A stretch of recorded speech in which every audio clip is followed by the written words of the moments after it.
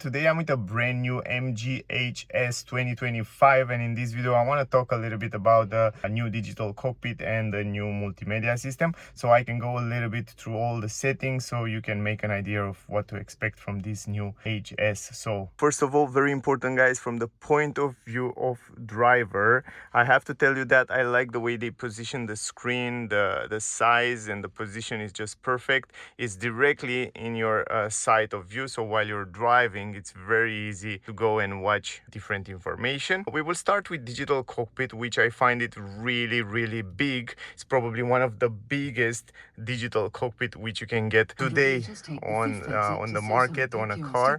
It's indeed extremely big, but it's very useful because you have so many information there which help you. For example, something that you don't get in other cars is the navigation. So you have the full map right here in the middle, but you can also customize it. That's why I leave these settings on the multimedia, because from here you can choose to customize the cockpit. So if you don't want to have the full navigation, you can have only the speed in a simple mode, the speed theme, you can have the map theme like you saw it before, or you can choose to have intelligent drive, so you can see while you're driving, you can see the cars around, and this system, this theme I should say, it's also better when you drive on the highway and when you activate the autopilot, which is super cool, and I will show you that when we do the test drive. But for the moment, my favorite one is the map. Then you can choose to have this instrument immersion mode, where you can go a little bit more in details. When immersion mode is activated, the instrument display will only show key vehicle information. So you can activate this and you can see it's just transform a little bit, so you don't see anymore those side information, which I will show you in a second. So you can see you can deactivate those if you don't want to see it, and you can see only the map and the speed and the speed signs and so on.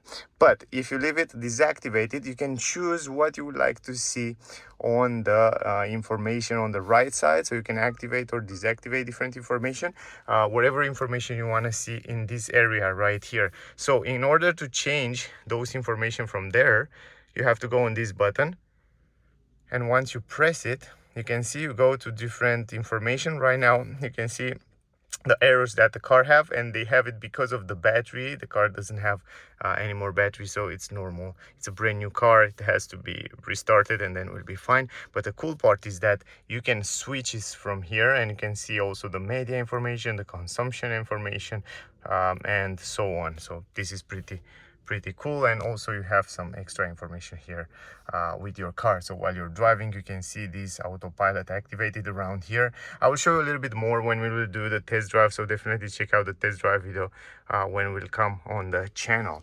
Now let's go here to the multimedia, which is also pretty big screen, and you have a pretty good visibility from the driver point of view, and this is pretty important.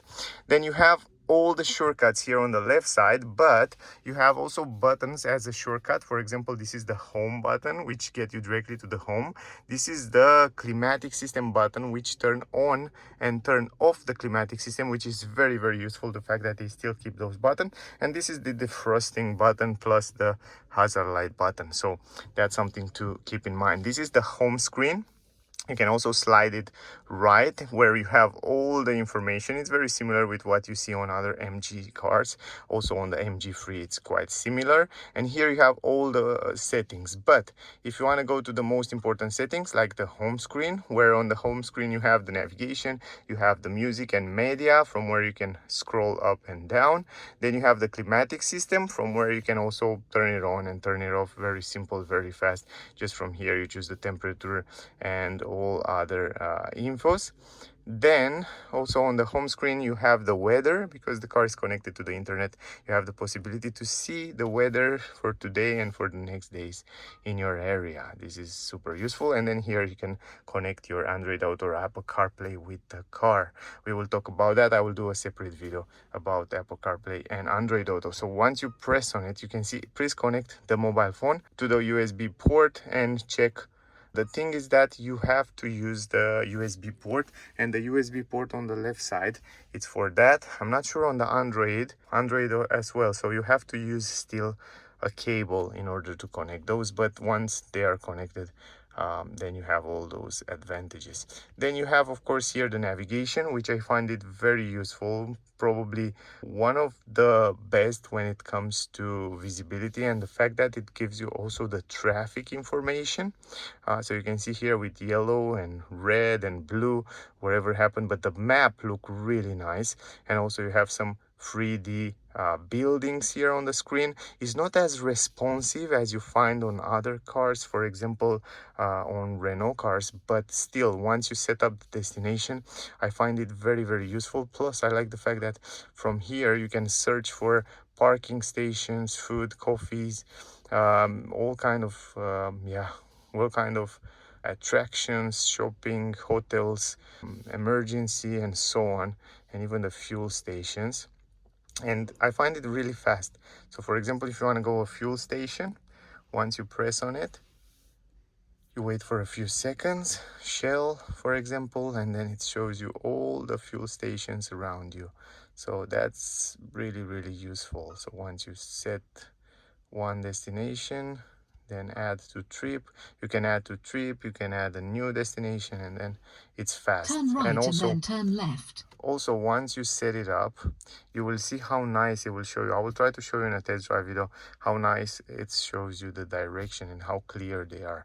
Then you can go to media, of course, around here, where you have all the settings from the media. You have the climatic settings, and you have the vehicle settings that you saw before, and you have the driving settings. For example, traction control, you can activate and deactivate from here.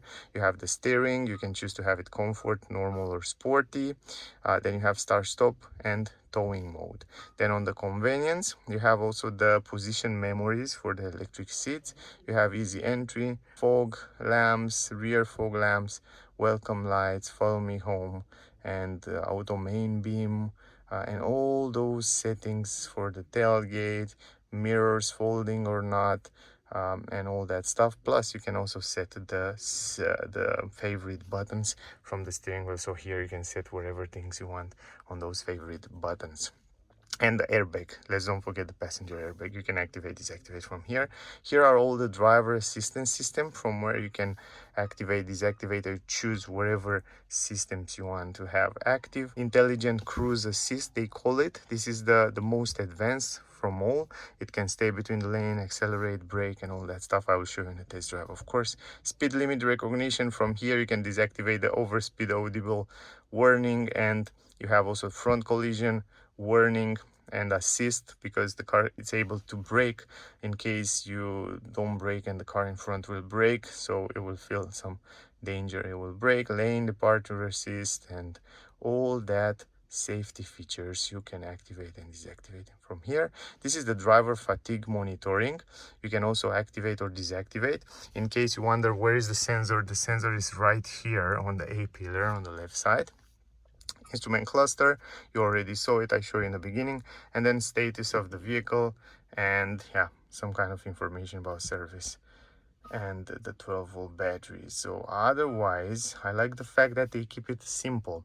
You can go here a little bit deeper to the settings, and once you go to the settings, guys, you have the general settings with the brightness of the screen. You can also choose the theme to be dark, so you can completely switch to dark. Even the cockpit, so right now it's completely dark, and it looks pretty interesting, and I like the fact that you have this option.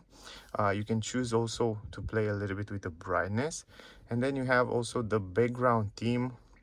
You have the language, you have the 24 hours, the miles and kilometers, pressure, tire pressure bars or PSI. You have the Bluetooth connectivity, you have wireless network and vehicle hotspot. You can also send internet from the vehicle, which is also again something super interesting and super useful. Then you have the phone connectivity. You have also the 360 degrees camera, because this car comes with 360 degrees camera, so you can see what happened around the vehicle in real time. You can go even more in settings, and you can also choose how you like to have them from there. Otherwise, around here, I think I show you almost everything. I don't know if it's something that I didn't show you. I think we get we get through all. And video here, by the way, you are able to see videos, but you have to insert your USB flash disk, as I told you before, on the left side here. So anyway, in general, this is all. I don't think it's something that one more thing, guys. If you slide it from up down like that, you have another important settings like brightness. You can play with brightness of the both screens, which is great in the nighttime, because in the nighttime you can dim it down so it not bother you to your eyes while you're driving in the night. And then you have the volume, the telephone, the media volume, and the voice commands and so on, data, traffic, Wi-Fi, and all that stuff. You have it here. The start stop engine, you can also activate it from here. Lane assist, traction control, and the parking radars.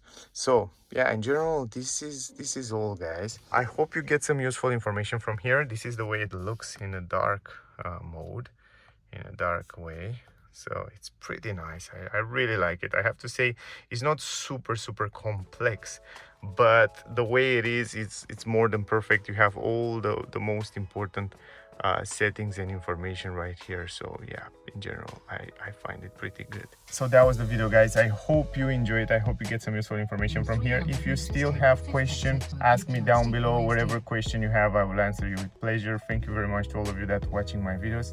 Stay safe, and I guess I see you soon in the next one. Bye.